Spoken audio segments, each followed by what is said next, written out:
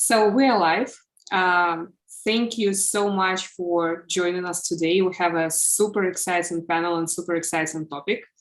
Welcome to our top expert panel, Funding in 2022 Explained. So first of all, let me introduce our speakers. We have three amazing speakers today. Nikolai Oreshkin, managing partner at Silicon Valley-based VC firm Elysium Venture Capital. Hi, Nikolai. Hi, everyone. We also have Dmitry Birulia, co-founder of a startup called Verify, and also the first Belarusian who graduated from Y Combinator back in 2017.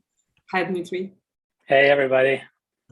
And we have Nick Chang, who is co-founder of a med tech startup called MedTruly, and Nick also serial entrepreneur and investor as well. Hey, good to meet you. So we have a super unique topic, and we have super unique guests as well, because every single one of our guests actually have experience both as a founder and an investor as well. So let's just jump to the first question right away, and it will be kind of a general one, but I think it's also a super important one because it's like on everyone's minds right now, right? So with the current unstable economic situation that we have, do you guys think that this is a good time to start a company or to raise funds for a company? We are curious to hear your thoughts. So let's start with Dmitry. So I think there's never a bad time to start a company. So either market is down or market is up, there's always an opportunity in any case, in any market. You just need to find what you're really passionate about and what market needs at this point of time, right? So there are companies who were started in bad times, economically bad times, and there are companies who started at the very good times, and there are successes and failures in both times. So from my opinion, there's never a good or bad time. It's just a matter of figure out what you want to do, what sort of company you want to build, and find if there is a market for it. Thank you, Dmitry. Nikolai, what do you think? We are living in capitalistic economy. So as Dmitry said, it's like the matter of ideas and resources that you can pull together to start a company. So it's now, I guess, every single day that we live in the United States and this world, it's there are only more and more opportunities coming up. So I believe that we'll see new wave, even higher wave of technology companies that coming up. And you see also some startup accelerators. That's a proven model that they onboard much more companies because the demand is much higher, and the education also shifting the gears, motivating students to start the company without even having a basic experience. I'm not the big supporter of that, but it's the way how it works. And I'm glad that this movement is actually going on. Yeah, that's a very interesting point. So Nick, what about you? What do you think? Yeah, I mean, I think that just kind of given both, healthcare climate as well as capital climates, I really feel like it's actually a really good time and a really unique time to start a company. For one, and this is something that we've been doing at MedTruly, which I didn't do at my first company, which is because of the technology that's out there now to really build teams remotely, and because of the healthcare climate that's sort of forcing people into remote, I feel like now you can actually access a global workforce. And so actually being able to hire in many markets and being able to raise capital in many markets actually poses a really, a lot of good tailwinds for starting companies, as well as the number of funds that are available now, and the number of both accelerators as well as pre-seed and seed. I had no idea. There are so many, both big VCs, micro VCs, just so many different funding sources that are out there and new ones that are popping up all the time. I feel like it's a very good opportunity to and a very good climate to be able to access capital as well. Yes, I agree. So let's jump straight to our main topic, which is business funding. And there is a saying that the darkest times are also the times of the greatest opportunity. And we see that even though the economical situation is not stable, we still see growth and we still see innovation happening, right? So let's boil down to some details. How can a startup be successful in these times? And how can a startup successfully raise funds in these times? So let's start with Dmitry. I know, Dmitry, you were one of the founders who actually successfully raised funds in 2021. So can you share your experience with us? What are the secrets to success? Yeah, it's very simple. Just become profitable and you don't have to rely on the external funding. So that's the secret. That's what I would recommend any founder. I know it's not very easy and not applicable to every single industry, but if you can become profitable, it's going to solve a ton of issues.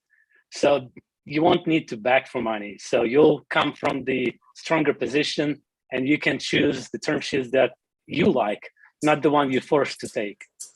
So that's the ideal, right? So ideally, you want to become a profitable company. And in order to grow, yes, in order to accelerate, you would want to take funding, but then there wouldn't be a pressure of time, right? So that's the main secret. And I would recommend anybody think about how to become profitable, how to start making money as soon as possible. I know it's hard. Sometimes it's hard to figure out. Be lean. It took us quite a while. So after Y Combinator, we only raised, just a little over $500,000. And we stayed alive for 4 years until we figured out the product market fit. So I would recommend to do the same and hire because of the growth, not for the growth. It's also a good advice that I've taken, and I think I applied it. Me and my co-founder, we kind of stick to this advice, and that's what allowed us to prolong our existence until we actually figured out the product market fit. Thank you, Dmitry. Nikolai, what do you think from an investor's point of view? You are muted. Oh, I apologize. Yeah, from the financial perspective, it's actually quite interesting topic because if you notice in the last decade, the company were not really motivated to get listed because there were a lot of private capital accessible on the market. As Nick said, that there are plenty of micro VCs, PE funds, hedge funds, family offices, all other variety of institutes starting from the university that issue grants help to company grow all over the stages. So there were no a real reason for company to get public, to rush to get to the public market, because there are certain requirements associated and responsibilities. When the company get public, they need to issue quarter reports, they need to be very transparent, they need to follow the protocol for SEC, for FINRA, for many other regulators. And that is why companies were having these funds available on the private markets didn't try to expedite the process to get public. With the pandemic, it changed many things, because a lot of funds that were issued by Federal Reserve were settled in the pension funds, insurance companies, and those financial institutions that actually stimulate the public markets. So that was a kind of a gap and a window where a lot of companies try to get public as soon as possible. And even those who were not ready for that movement, we've seen a lot of examples where company tried to get public via SPAC or PIPE or other alternative financial instruments to get listed with a high valuation as soon as possible, because there is a capital available on the market. Why not take it and let's get public and be a rock star, superstar, and so forth. So now we see slightly kind of the circumstances of what happened.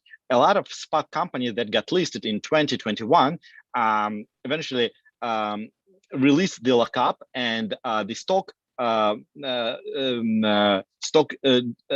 was driven back and now traded below the market price. And we've seen also a lot of high value and very prestigious companies hit the same scenario. What we see now, a lot of public companies that actually provide a lot of value, they are undervalued compared to the actual cost, how they estimated by VCs. So that is kind of paradox system, because on the private market, a venture capital, growth venture capital firm willing to give them higher multiples compared to the revenue, rather than what we see on the public market, where PE rates are kind of went down a lot.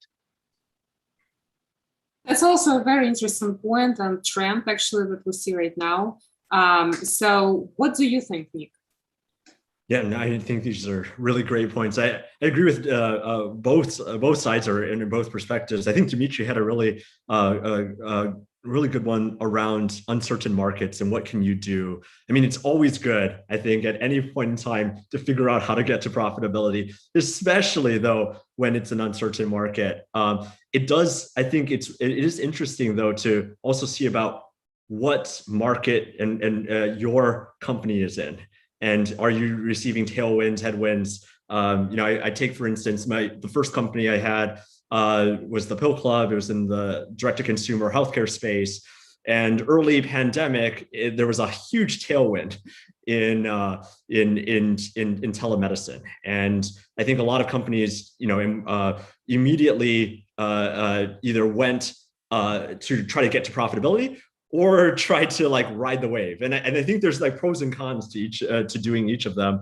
We chose to get to profitability, which is good. It's a great idea. But I think we also sacrificed some of our growth because of that, and we could have actually leaned in. So it's a really interesting point there. But I do agree that especially under uncertain times and uncertain pressure, really leaning in on your unit economics will always rule the day. So I think that's a really important point. I think, to me, as I think about fundraising in any period of time, but especially in uncertain times, figuring out how to run your process for fundraising, I think is really important, and making sure that, you're able to, generate some demand and test the market before, okay, is this the right time? Can you actually test the market and really be able to generate demand from an investor perspective? Thank you, Nick. So let's talk a little bit more about investors' perspective. So what's hot to invest right now? What trends, what industries can you define? And maybe, I know that this list might be endless, so let's try to boil it down maybe to 3 top industries that you can call the hottest ones to invest right now. Let's start with Nikolai. You're muted. Yeah, I'm sorry. I guess nothing changed much since the last 5 years. We see that a lot of new technologies booming the growth of subsectors. Let's say when the iPhone gets released in 2007, in the next decade, from 2010 to 2020, we've seen a lot of mobile apps and business associated with the ad tech, or something with the measurements or with the traffic measurements, and evolution of, let's say, paper app, per view, with when app showing advertisement. And now it's kind of very popular subscription model. And subscription model get into the all the topics. But the major I guess domains for technology are the same. So soft is eating the world, and wherever you can apply or do something better, not change the world, not necessarily change the world, but do something better, or based on the interface like Robinhood did, allowed to everyone to trade through the mobile phone stock markets, or some topics related to personal assistance. Those are pretty hot. And one one of my favorite topics, where we look a lot recently, is a fintech, and fintech is kind of applies a lot of new technology that actually been already for a while, but users didn't use it much. But with the new startups, they can do something much better, much simpler than traditional banking industry struggle to provide and have a user adoption. So as long as startup can crack user acquisition portion, they can be successful in any industry. Thank you, Nikolai. So Dmitry, I know you have also invested in companies. So what are the industries you can point out? So in my family, it's actually my wife who leads all the investment initiatives. I just support her. I help her to evaluate the company, help her to run through the due diligence, through the metrics. Does this unit economic look healthy, not healthy? So her primary focus on the femtech, being a female, and as well as so she understands the need of certain products or and the market of certain products. And also she likes to invest in companies led by females. And I always fascinated about the future, the rockets, the robots, the AI. So that's my domain.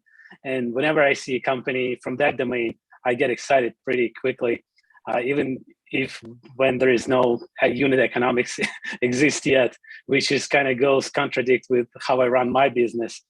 But that's get me really excited. And that's pretty much how we run our investments in the family. And also being YC alumni, we get this advantage and we get this early access to all the YC companies. So we get to preview them. We get to make a decision before the demo day. So that kind of advantage I'm using a lot when my wife Olia and I decide on where to invest next. Thank you, Dmitry. So Nick, what about you? What are the hottest industries to invest in? You can define. Yeah, I think it's a really good question. I think for me, where I tend to like to think about investment, but also thinking about starting companies, I tend to look at areas of what I call like legal arbitrage, areas where the law is changing and that opens up opportunities. And so I think it's an interesting time with the pandemic because I think for many reasons, legal changes around healthcare and legal changes around maybe access to certain types of services start morphing very quickly, right? And so I think for me, as I think about, okay, well, what's interesting? Well, if you now have changed the way that older adults, seniors, your parents, my parents, grandparents can actually access healthcare, and now you've adjusted the laws there. That's going to be really interesting. It's the biggest market in healthcare, and so what does that mean? I know that healthcare stocks have taken a hit on the public market, but I think that it's really interesting from a new company just formation side, but also if you can invest into seed companies, which I think may be different from what would I invest in on the public market. But I think that there's a lot of opportunity where there's legal change preceding it, and I think areas like fintech, areas like health tech, areas like AI, there's a lot that's happening, especially on the legal front as well. Thank you, Nick.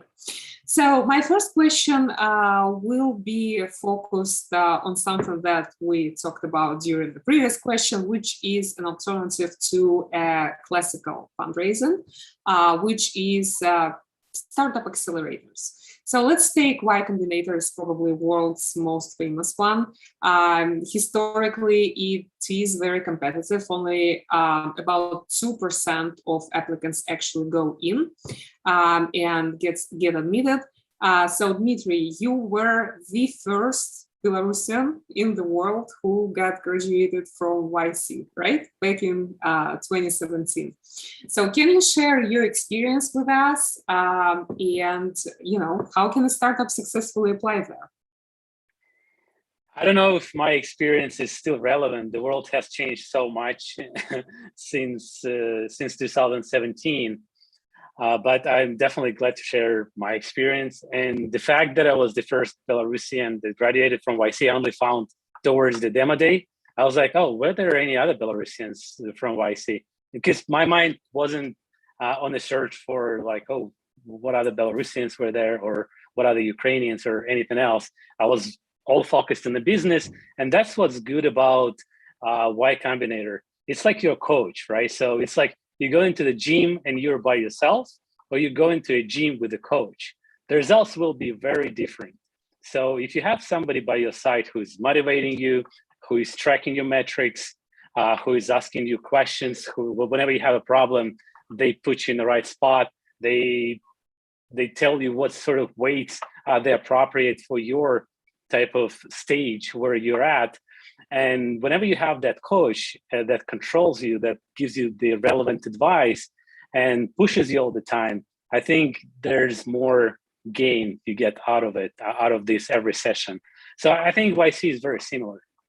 So apart from the network, the help with the raising money and the brand, they make you accountable for everything you do, right? So when you start a company, it's fun. There's a lot of fun. There's a lot of work, but you're not accountable. You're not accountable in front of yourself, and you measure yourself, but you don't know whether the metric you're picking are the right metrics. The focus that you're, like, let's say you focused on users, but you should be focused on the revenue, right? So having somebody who's going to give you that advice is very, very important. And when I was applying, I didn't get in. My co-founder and I, we didn't get in from the very first try. We got in from the third try. So first time we applied, it was like an idea stage. We had this idea, great idea. I was like, yeah, so let's just automate the data entry for the expense management. And we built a simple app with a little engine, but we didn't really have many users. And we applied. Obviously, we were rejected because we weren't at the stage where we would be considered. Then the second time we applied, we already have some traction, a few users who were paying money. We got some advice to raise prices. And the third time we applied, we had very healthy record of growth, where we showed the growth. We showed the growth of users, the retention, the revenue growth, and that's when we got accepted. So not sure how that changed. From my perspective, there are three types of founders that get into YC. One, if you have a proven track record, if you've built company before that's got successful.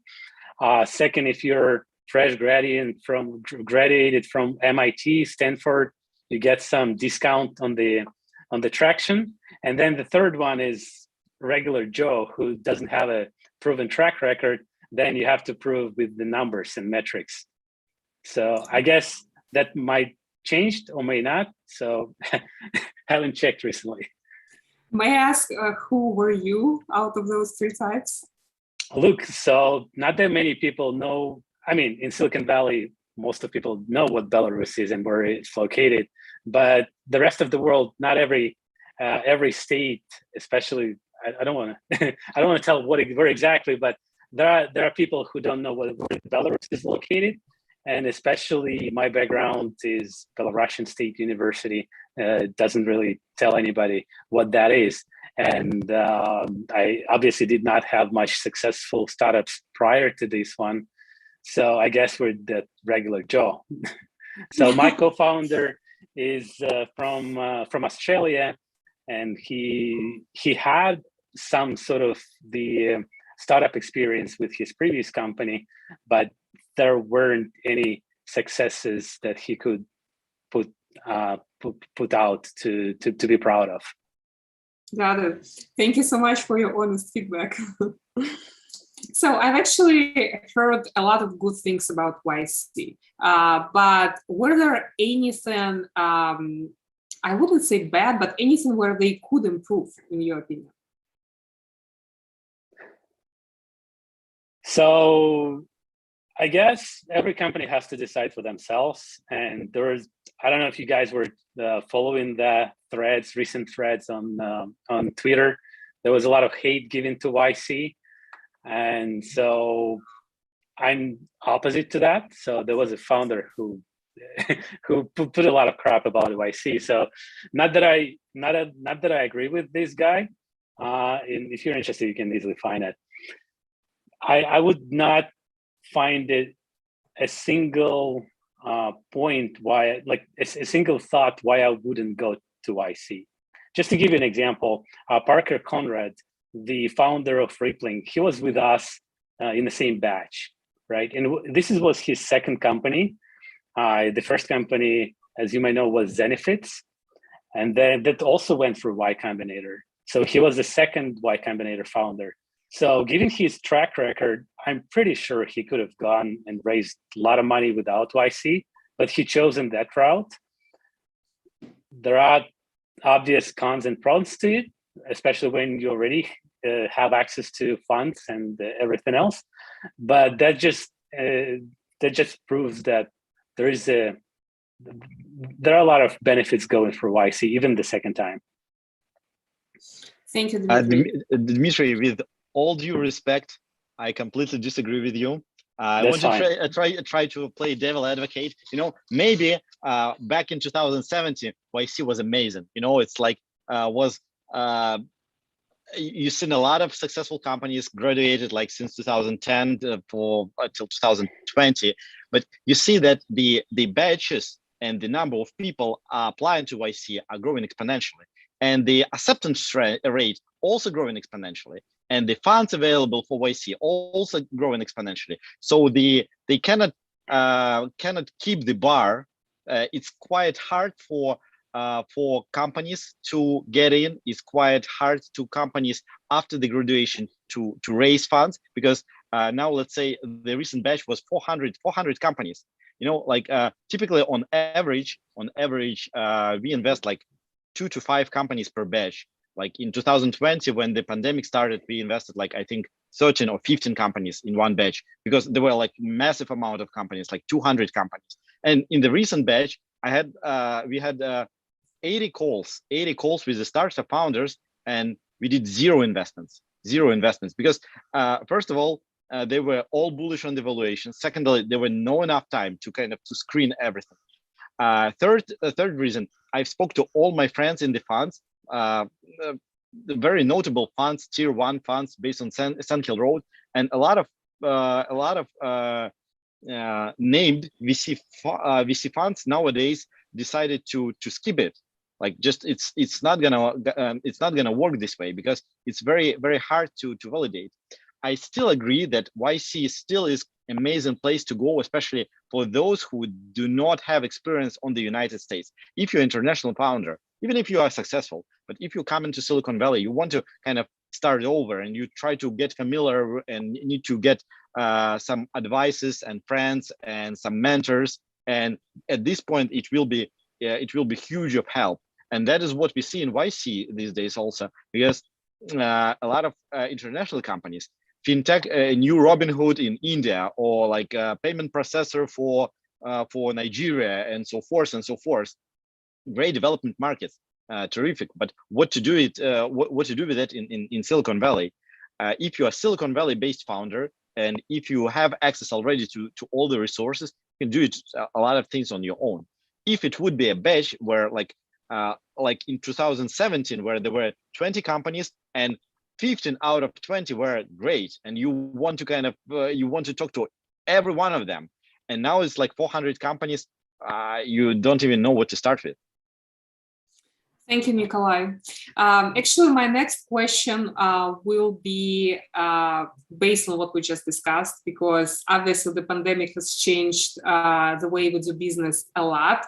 And since right now we basically have a 2-year anniversary of something that was supposed to last for only 2 weeks, my next question is about fast. Let's try imagine and just fast forward to the future, right? We've seen how much has changed for the past 2 years. So how would the next 2 years look like in terms of business fundraising? What would change in your opinion, based on your experience? So let's start maybe with Nikolai. Well, I guess we see the trend that more and more people get familiar with the venture capital ecosystem. And let's say if you take a beginning of 2000s, there were only venture capital firms who were allocating private capital on to the kind of seed type of companies, stage A type of companies. Then the incubators and accelerators and platforms such as AngelList shift the ideas and allowed a lot of private individuals, angel investors also to participate. And that is a kind of awareness among the venture capital industry. And what we see, a lot of also our portfolio companies who already managed to get some success start investing alongside with us. So it's kind of becoming more trendy. And moreover, a lot of international capital start to be available on the market. So I guess that is a trend where a lot of companies will be available to raise capital, not only from the VC firms, but also from angels, super angels. And of course, everyone is talking about smart money. Maybe some venture capital firm can provide more smart money or less smart money. But honestly, it's so biased. It's so kind of on each case may be different. In many cases, it's for startup companies much better to raise funds from the private individuals than from venture capital funds. And I'm sorry, I'm working in the venture capital industry, but I'm sorry to tell them the truth. It's just it's the way how it is, because venture capital firms tend to ask sometimes too many questions. And if there is a capital available on the market and someone who is in the industry who can put their efforts aside from money and kind of help to companies with the introductions and some brand exposure, maybe it's a great deal. So I believe that in the next 5 years, we'll see much more private capital coming, not only from the variety of financial institutions, but also from angel VCs, angel investors, and international investors that will be deploying capital in Silicon Valley and just globally. Thank you, Nikolai.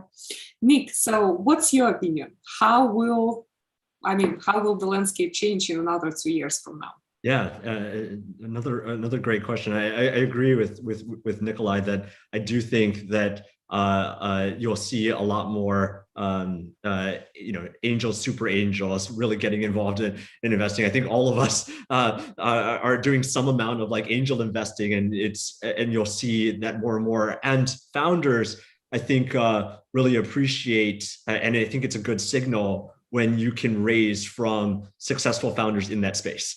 And so that signaling, I think, is very helpful. I think there'll be a few other trends as well. One that you're already starting to see, which is the biggest funds are investing earlier and earlier. And so, one of my friends is managing partner at Co2. At first, it was like just Series B, E, F, right? And now it's like seed, Tiger Global. It's like seed, right? So you see these big, massive funds investing earlier and earlier and earlier. I think you'll continue to see that. We talk about accelerators. I think there's going to be a lot more companies coming out of these, kind of VC incubator type things like, Redesign Health, Atomic, right? I think there's a lot of traction from just seeing those companies that have been, coming out of those, types of incubator VCs to do very well, right? In terms of,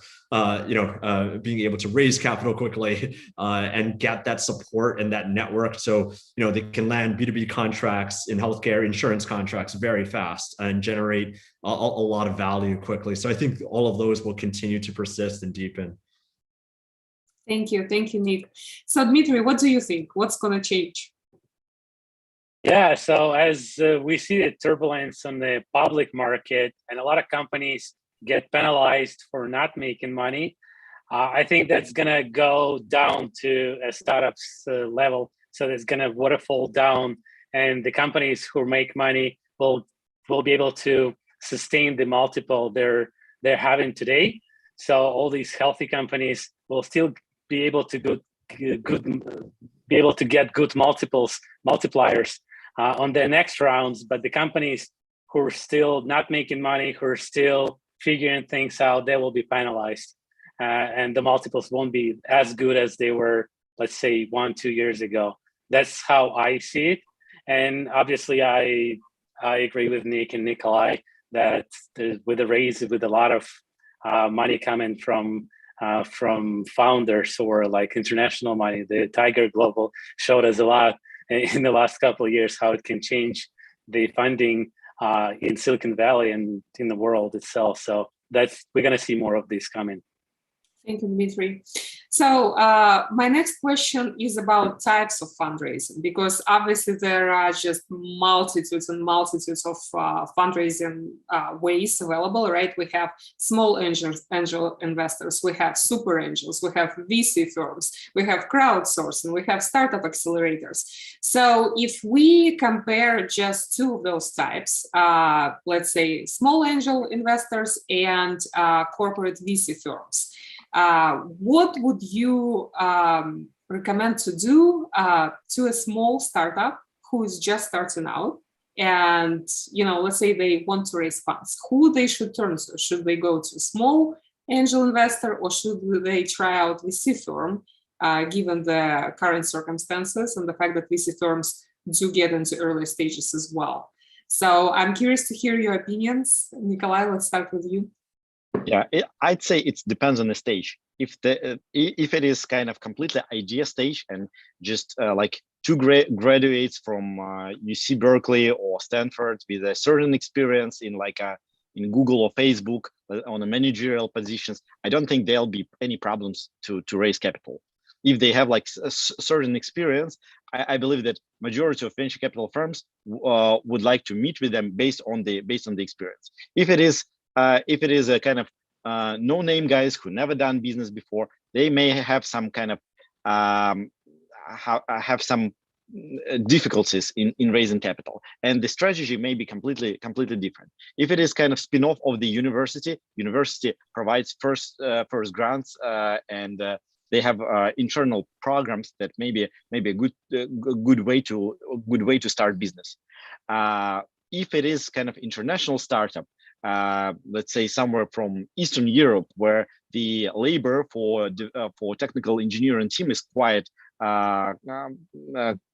less expensive than here in Silicon Valley, then I guess they can do something on their own, build the MVP, build some kind of first traction, and sell the product rather than to sell themselves. Because a lot of Silicon Valley founders, the first major point to raise capital is they pitch themselves, their previous background, their idea, their vision, their team, their kind of leadership skills, and that is, I'd say, the number one criteria. It's super important to kind of for startup founders to have certain amount of skills, and I'd say that it's even much more important than product market fit. Product market fit is, what is it? It may exist, may not exist, may never exist. But I'd say a lot of VC firms, what really do think when they write their first check, it's a founder market fit. How founder can deliver that idea, their product, their vision to the current market. Does it fit? Does it really has all the ambitions and sources to kind of to make this happen? So the strategy may be different. If founders are experienced and confident, they don't need any YC, any incubators, don't need angels. They can organize a roadshow, schedule 20 meetings within a week with the VC firms, and within a week, try to speak to as many as possible. And I believe there'll be some VCs who believe in them. If it is no-name company, then all sources of first capital will be useful, starting from family and friends, incubators, accelerators, grants, and so forth. Thank you, Nikolai. So, Nick, what's your feedback? Yeah, I think that's right. I think really depending on the founders and their experience. I think a lot of VCs and a lot of investors, weigh a lot very early on into the team versus even what all your unit economics are. Especially even now, what I'm seeing, I'm like, they haven't even hit the market yet, and they're raising 10, 15 million bucks. How to have a successful fundraise. I think running a process, I'm a huge advocate of it. Even when I didn't have a lot of track record yet, it's very important to generating that FOMO. And so whatever you can do to be able to do that in an efficient manner, really condensing the number of meetings and running that, I think is really important amongst the corporate VCs. I do think it is helpful to have both some corporate VCs and then some amount of strategic angels. I feel like there is a real benefit to founders to having both the corporate VCs that have bigger checkbooks if you can, because they will help you in future raises. If anything goes wrong, even in a pre-seed stage, they will still backstop you and still be able to give you additional runway. But then also having those strategic angel investors, even if they only invest like 5,000 into you, can be really helpful, both from a signaling perspective, but even that, what I found is that a lot of founders, even if they just invested 5,000, will give you a lot of time and give you a lot of network. And so it's a very, kind of low cost way to get a lot of help. And so I definitely like the idea of balancing, your corporate VC with also some amount of strategic investors. And I think you see a lot of it on TechCrunch, where it's a bunch of big name and then a bunch of entrepreneurs that have backed them. And I think a lot of founders are leaning into that. Thank you, Nick. Dmitry, what are your thoughts? So I obviously agree with Nick and Nikolai. So good thoughts, of course. And when I assume we're talking about these like early stage, right? So because when you go Series A, Series B, it's absolutely makes more sense to go with the corporate VCs rather than just because of the amount of money required at every single stage. Early stage, majority of companies, majority of founders do not need substantial, like they do not need a $5 million round at an idea stage, right? There's very rarely when it's required. Maybe if you're trying to tackle a longevity problem or creating like a new robot that's gonna deliver something to Mars, then yeah, so you need a lot of capital. So that way your friends and family will not be able to fulfill your round. That way there's only option to go to VCs, go to talk to VCs, but majority of time you don't need that money. So to validate your idea, all you need is, let's say maybe it's $1 million round or somewhere around that number. And then I would definitely go after founders, experienced founders who have been through similar problems. So they would understand the problems that you may face. They'll support you not only with the check, but also emotionally, as well as with their connections. But you got to be careful. If you raise a party round, what they call it, like 100 people on your term sheet, on your cap table early on, it may not be a very good idea, especially if you raise from unprofessional investors. They may take too much of your time asking irrelevant questions all the time, right? And when you're an early stage founder, all you have is time. This is the only valuable asset that you have is your time. And you want to make sure you spend that time right. You don't waste it on just explaining somebody who gave you $5,000 check why the company is not growing as fast and opposed to what they thought it would, right? That's why, yes, going after angel investors is a good idea, but be careful. I wouldn't advise to take money from somebody unprofessional who have never invested before or who have never been a founder or somebody you met first time in your life. Thank you, Dmitry. That's actually a very, very good point. So let's switch to a spicy question. So what makes you to invest in a company? Because there are multitudes of startups. What makes you to make this decision? Let's start with Nikolai. No, of course, I want to say the technology, the founder, the kind of many interesting things. But like in retrospect, I understand that all the driven process, all the kind of the major investments that we've done, they were in a rush because of FOMO. when the round is almost fulfilled, and the kind of the founder just positioned himself right. I don't know, and you feel this energy, and you know, and you feel the trust, and not trust only between you and founder, but also with other VCs and other individuals, and like sometimes celebrities who also allocated, and like trying to squeeze in and asking for allocation. So they kind of switch the rules of the game. Not founders is asking for money, but venture capital firms were asking permission, like to invest at any terms, any allocation, whatever is available. So I guess all the major investments were done this way. So it's more like a personal touch, right? Yeah. Well, you know, there are like two different. I make two comparisons. There are two different strategies in like in fundraising for companies, or looking for deals for venture capital firms. One of them is hunting, where you kind of look for someone and eventually try to grab them. And another one is fishing, where you invest a lot in PR, in the marketing, and all the fish is coming to you.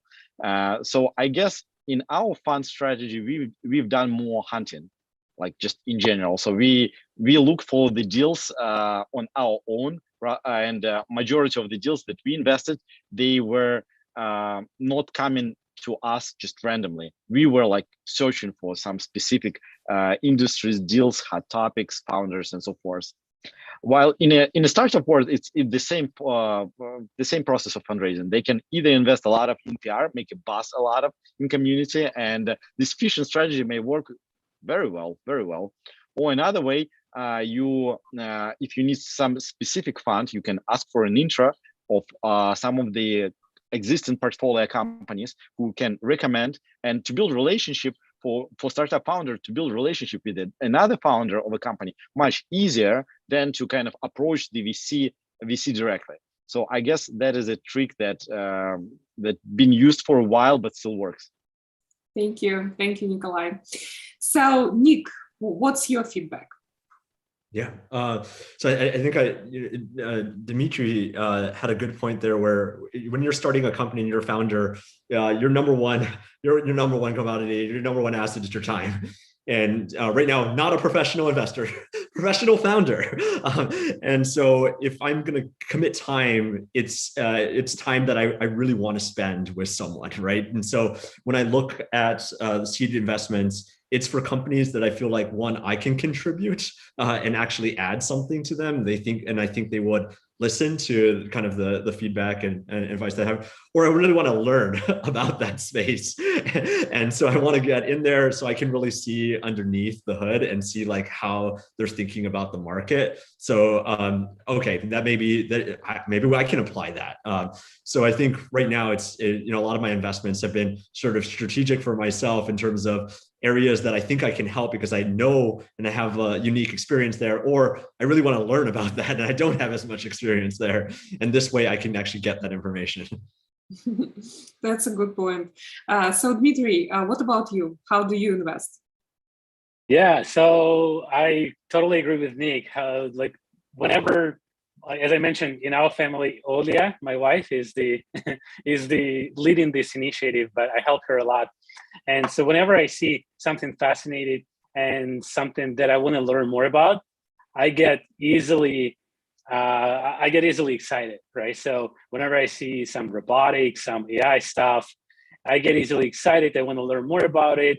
And whenever I hear the stories from the founders, how this is going to become something really big, and if my gut feeling is the same, and if whatever the numbers are they're presenting makes sense, it's like whenever I see something very inadequate, that's a red flag right away. So if the numbers are taken from nowhere, out of thin air, and put it in a spreadsheet, and I see that error, I just it's a red flag for me. So it's still got to be adequate. So you gotta, even if it's a big idea, you got to be adequate. It's like saying, hey, we don't make any money today, but we're gonna make 10 million next year, without any indicator how it's gonna happen.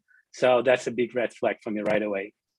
So even if you do, like, I'm making zero money today, but next year we're still not going to make money, it's better than just lying and selling something that's not going to happen. So honesty is very important, because the trust, you're there for a long time. As I like to say, you can divorce your wife, but you cannot get rid of a bad investor, or you cannot divorce your founder, right, that you invested into. So that's why the honesty and the trust is very important early on. Yeah, I agree. It's very, very important point. Thank you. So Nikolai, what about your red flags? What makes you not to invest in a company? Well, I guess the most curious red flag that we unfortunately been hit a lot in the recent YC companies, it's a lie when the founders are just lying. And previously, it's not just, not talking about the small things where they kind of try to tweak the metrics or like over exaggerate facts. I'm talking about the real furious cases where they start to kind of upsell, and there were many cases like that, because they also kind of figured it out that a lot of VC firms following, or a lot of angel investors tend to follow some of branded name VC firms. And what we've seen, there were like one particular case when the founder was saying that, like, hey, like Lightspeed is investing in us, they are leading the round, and like we are closing, are you in or out? And like 5 minutes later, I called to Lightspeed, and they said they never committed, they're not going to invest, and that's kind of it was not professional, and that is kind of the biggest red flag for us. Thank you, Nikolai. What about you, Nick? Yeah, I think integrity and just the human interactions, that's, you know, if I have flags from those, I don't want to speak to this person very much, because they just seem like, you know, not the best person for whatever reason, but definitely, you know, if you catch them in a lie, if integrity is in question, you know, those are huge red flags for me. I think this, you know, where I don't invest. So I think there's red flags, and there's like, I just don't invest. It's probably when I just don't understand it. It's like, so if the pitch or the space, it's hard for me to wrap my head around, then it's so hard. You know, I feel like it's hard for me to add any value there. That would also be where I'm just like, I'm probably not the right person. I'll introduce you to people, but I'm not the right person.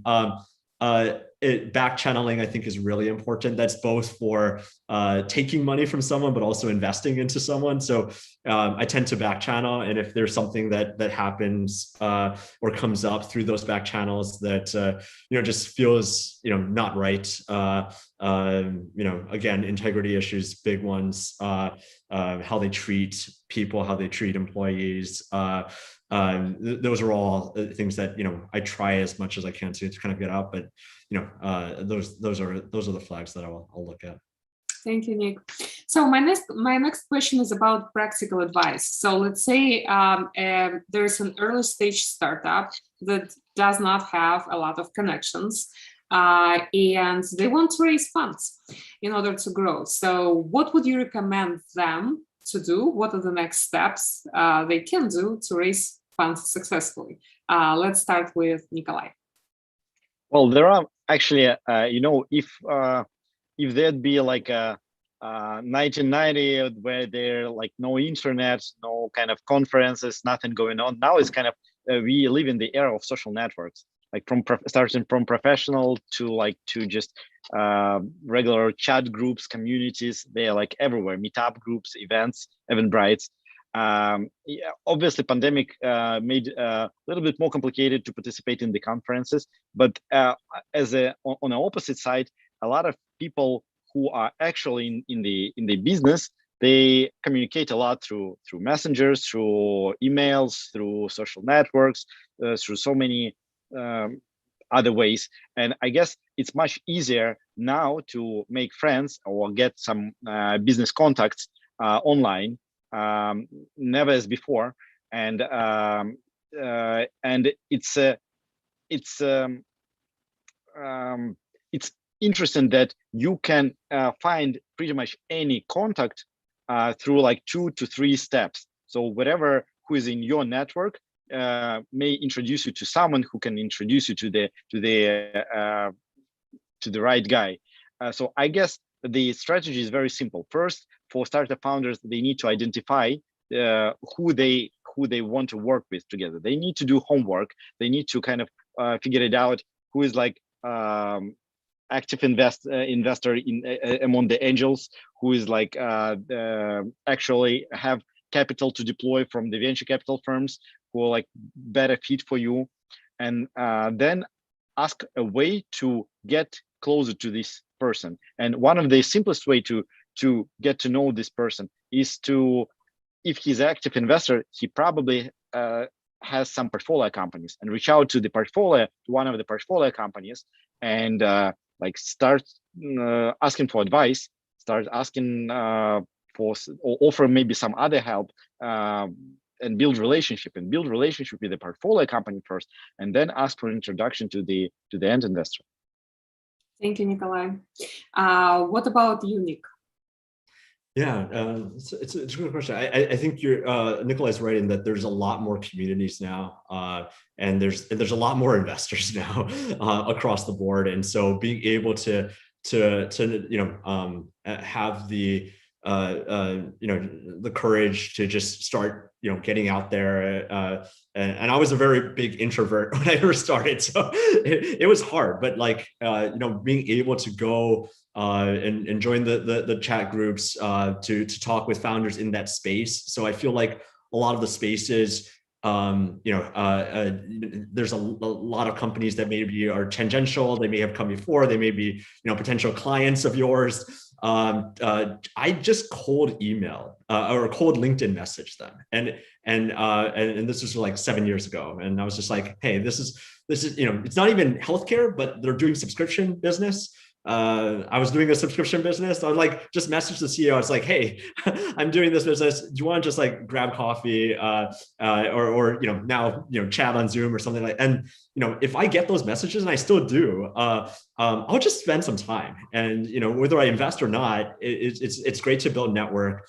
And I think it's a great way to talk. When you talk to a lot of founders, they know a lot of investors. So if they think, hey, this is a really good idea, then they will just intro you to their network. But then they also, can be very helpful. They could also know people that could be good co-founders. So I think, just not being afraid to just cold message people on like LinkedIn around spaces or companies that you're like, hey, this is actually pretty similar to me, or I think this person would be really great. I've done it. It's worked. And I recommend that. Thank you, Nick. What about you, Dmitry? Yeah, I would +1 on the cold messaging and not being afraid. A lot of people just give up without even trying.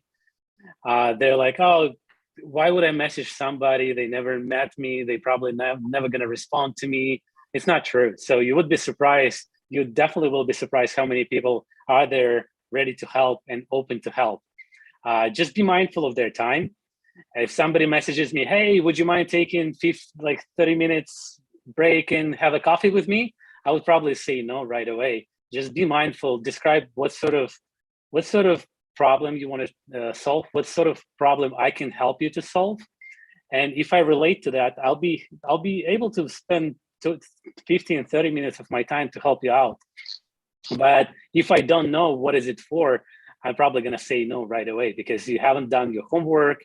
And as you all know, like 90% of success is your homework. So if you prepared, if you've done your homework and you know that person you're reaching out to, and you know exactly how that person can be helpful, then I'm pretty sure that this person will respond and most likely will be happy to help. Thank you, Dmitry. And this brings me to my next and final question for today. Obviously, every community is about helping and supporting each other, and our business community is not an exception. In fact, that's what we're building here at the Belarusian Business Association, Sprava. So what would you suggest to all of our viewers and startup founders and business owners who are watching us right now? Is there anything that you can help these people with? Any type of advice, maybe mentorship, anything else? Let's start with you, Dmitry. Absolutely. So if anybody, again, so I have a bias towards YC, sorry, Nikolai, but if anybody wants to get to YC or want to try to get to YC, I'm happy to review the application and provide my feedback. So I've done it multiple times, and a lot of my friends, the guys I know, the guys I helped to were invited to interview, got accepted, and there's a lot of success stories. It's absolutely nothing behind it. I don't charge anybody. I don't take any fees. I know there are some scammers who would review your application for some fees. So there's nothing here. I just want to help fellow founders just pay back to community, as well as if there's any advice in the area where I am.